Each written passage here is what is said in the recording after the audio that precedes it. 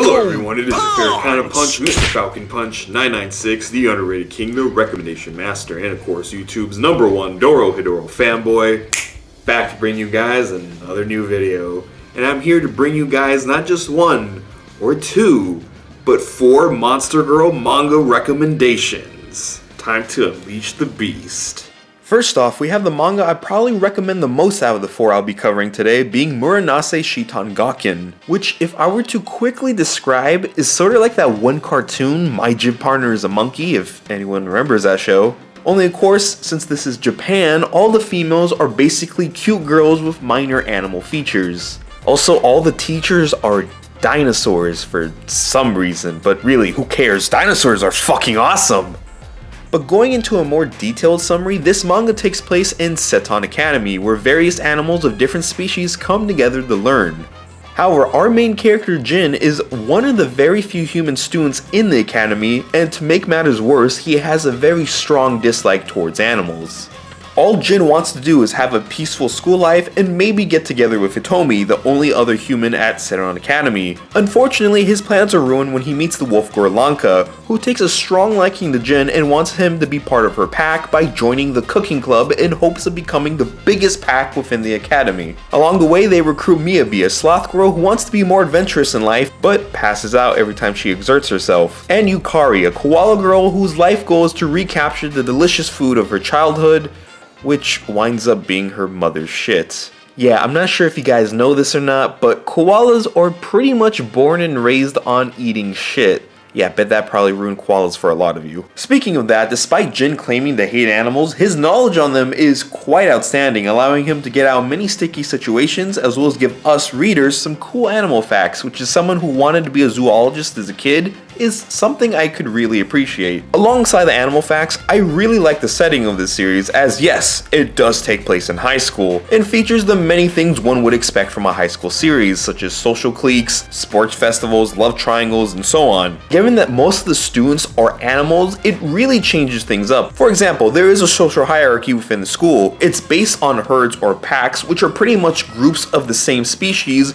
and those of inferior species are those who belong to no pack or sometimes looked down upon, which is where our main characters come in, as they accept all the misfits while helping other students with their problems, which is pretty cool. Of course, the series is primarily a comedy, and the comedy is really well done in my opinion, filled with all the crazy scenarios one would expect with this type of series with its quirky animal humor. And Jin can be a fucking savage at times when he's shutting down some of the other characters. So if you basically want the Japanese equivalent of My Gym Partner is a Monkey, only with hot animal girls and a lot more educational animal facts, then check out Murenase. Now let's move on to Mononoke Sharing, which follows Yata, a high school girl looking for some cheap rent. Eventually, she comes across a shared apartment which suits her needs. However, her 4 new roommates turn out to be stacked Mononoke girls, consisting of the slutty Kitsune Yoko, the shy ice woman Yuki, because what else will you name an ice woman?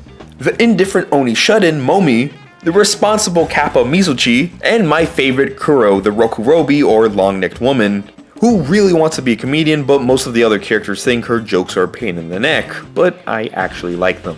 The manga itself is pretty chill, with Yata learning more about her supernatural roommates and doing normal everyday things with them, like going to the pool or taking selfies, though since these are Mononoke girls, things usually start taking a turn for the weird, as well as occasionally pretty lewd. Like the time Yoko and Momi fucked 2 guys at the public pool so hard, it made them younger somehow.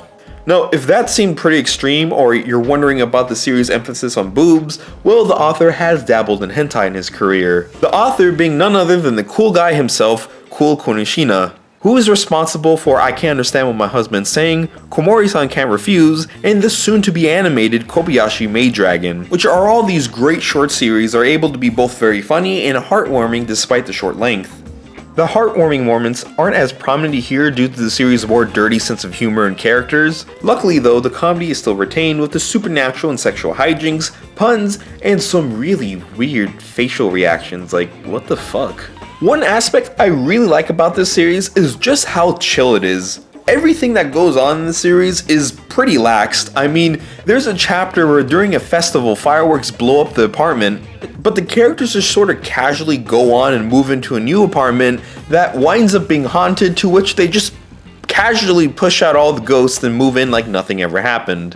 Which I really do enjoy, along with the sense of the characters having bonds with each other, as despite the many differences between the 5, they try their best to get along with each other. So if you want a chill and slightly dirty quick read, then check out Mononoke Sharing. And speaking of quick reads, next up on this set of Monster Girl manga recommendations, we have Musuko ga Kawaikute you know what, let's just go with the English translation.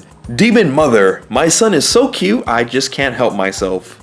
Which features the great and powerful demon Lorem, whom in her younger days was a threat to humanity. However, she became a mom and left all that behind to raise her son Gospel, with occasional help from Lorem's sister, and that's pretty much it story-wise. This series is a 4-koma or 4-panel comic strip of this demonic MILF raising her child as best as she possibly can, with all the cute and heartwarming moments one can expect when raising a child, but of course with hot demons. Despite once being a demon that killed everything in her path, Lorem is a pretty loving mother, whose extreme love for her son makes up for a majority of the series' heartwarming moments, as you really feel for her when her child finally calls her mama. This over-the-top love also plays into a lot of the comedy of the series, as in one chapter her sister wants her to start using a smartphone, however she wants nothing to do with it, that is until she finds out she can have the home screen be a picture of her son, which quickly gets her into it. So if you're looking for a sweet feel-good manga about raising a child with a hot monster of a MILF, that is also really short and to the point, then definitely check out this one. Finally, on this set of Monster Girl manga recommendations, we have Oni Deca, which isn't as monster-like when compared to the others, as this one focuses on giant women. Takezo, since he was a kid, has always been close to Hanao, his school's idol. However, despite all the attention she gets, she will always be the same girl to him.